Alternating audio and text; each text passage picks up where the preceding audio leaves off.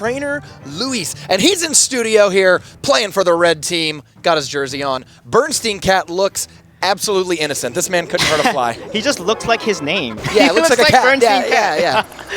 He's So like the bandit comes down, and the Goblin Barrel does get a few hits, but he does drop the bats in there. I mean, actually, Night Witch, sorry. The Night Witch comes out to tank a little bit and take out those goblins. So 2 cards in, Trainer Luis is playing Spell Bait, sometimes called Log Bait, a deck that features a lot of cards that die to log and zap, and you just wait for your opponent to play their log or zap, and then you go in with all of it. Yeah, and it's interesting. So he barely missed a minor prediction there. It is going to get a few hits on that tower, and he has a Knight coming down for the push here. Meanwhile, it looks like BernsteinCat is... you don't see a lot of Night Witch in competitive play, so I don't know if this is a Giant deck or a Mega Knight deck, but expect to see some sort of big tank in those remaining 3 cards, something that can block for the Night Witch. Oh, and he has a Giant dropped in front of the Electro Wizard. This is the Giant Night Witch Electro Wizard deck. This is a really, really hard deck to counter, but he has Inferno Tower that comes out right there, and that'll take they'll take care of the Giant right away. And that first Inferno Tower is not so bad, a 5-for-5 trade. You spend 5 on a Giant, then spend 5 on Inferno Tower, you're totally fine.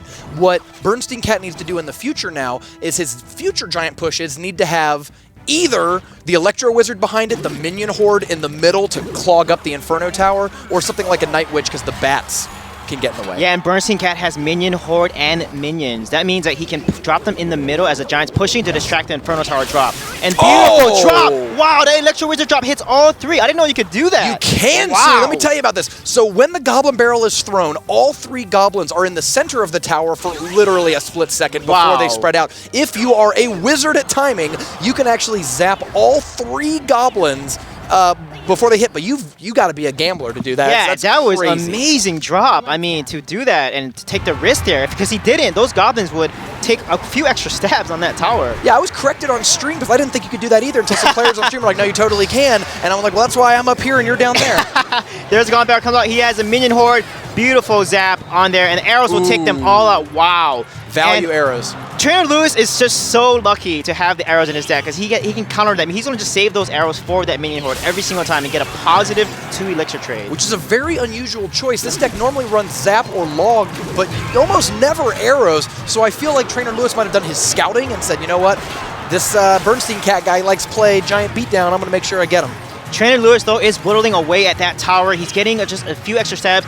The goblins do about 100 damage per second. So 3 goblins, 300 damage per second. So if they get 1 stab, it's worth it for 3 elixir. The miner comes in to block some of the shots. Arrows come down to clean out the minions, and once again the Giant is locked on by the Inferno Tower. Unfortunate matchup for BernsteinCat with the Giant Beatdown deck. You never really want to play against an Inferno Tower deck. Yeah, he drops the Electro Wizard on the top. That's where I normally drop it, so he doesn't risk it again, because if he misses that drop and the goblins get an extra stab, that's extra 300 damage on that tower. Yeah, when your tower gets down to triple digits, suddenly you're not that risk adverse. You're a little more risk adverse. He's got to drop the minions in the middle here to detract, but the Giant's not even going to last. No, wow. the Goblin Gang He doesn't even stand a chance. Minions come down, but with no log in the deck, he's got 2 zap effects, but no log. Almost every single Goblin Barrel is getting through a little bit of damage. Yeah, and Trainer Luis is getting so much arrow value too. His arrow is always hitting the minions, always hitting the tower, and that's a decent amount of damage onto the tower. Then another Goblin Barrel comes out. This offense is just real, and he does it again. Wow, lightning or rocket finishes it off. Beautiful. Rocket doing 493 damage. That is an automatic kill shot. Trainer Luis takes game 1. Yeah, and beautiful play by Trainer. BernsteinCat wasn't able to try to get an elixir. And we've got, Builders Arena, my favorite arena. Hey, is it? Real quick, if you had a home arena, if you were like a football team and you had like your home stadium, which arena would it be? Oh, the jungle, man. Jungle arena? Yeah, I'm from Hawaii, so you want the jungle. That's fair. All right. Forest. Us mainlanders prefer the creature comforts of Builders Arena. And as usual, a lot of players when they play a winning deck, they keep playing that second deck. So keep that in mind because he's playing Goblin Barrel again, and he executed that win condition so well. And it's like the same deck, I think. No, I think he's playing the same deck. I don't think no, I think he's playing. No, Trainer Luis is playing the same deck. Oh, Trainer Luis is playing the same deck. I believe BernsteinCat has switched to 3 Musketeers. He loves playing 3 Musketeers. He's, I don't want to say a specialist at it, but it is one of his favorite decks to play. I think that's what he's running now because the Elixir Pump is different from Game 1. Yeah, and he has the Elixir advantage. Look, Trainer Luis is not rocketing that Elixir Pump, so Bernstein is going to get an Elixir advantage. After the 16-second mark, that's when you start getting the advantage, and that's when you see Bernstein going to make a move here. And I think what happened is Trainer Luis just didn't have the rocket in his opening hand. It might have been the 7th or 8th card, so the pump comes down. It's too late to rocket it now, but I think we're going to see a rocket now. Yeah, we're going to see a rocket. Yeah, of course. As predicted. And that's where this is really risky for Bernstein. he has the Elixir Pump already. He should leverage that to make a push, make a play happen.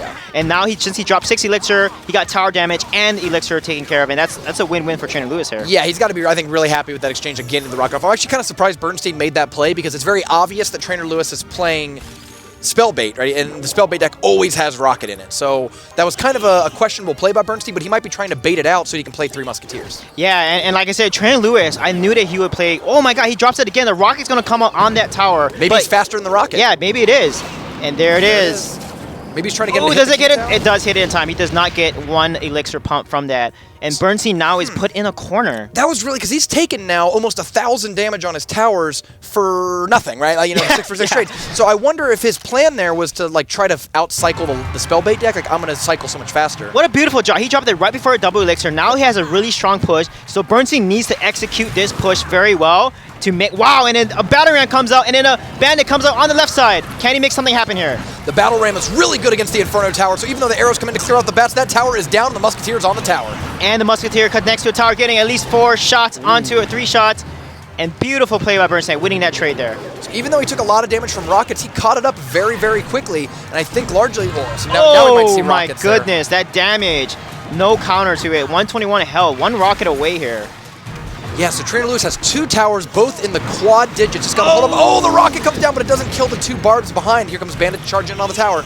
Yeah, I mean, Trainer Lewis can arrow that tower or just save it and second to the next rocket, which he'll probably do. And the Bandit gets on the tower. Gets only 1 charge hit, though. I think Lewis still has this game locked up, though. There's no way he's gonna do 649. And that's going to be game. I don't see there's any way that BernsteinCat can take that. So Trainer Lewis 2-0s, gives the fist pump on stage, and moves on. Well, it doesn't really move on. It's not a tournament on the next day.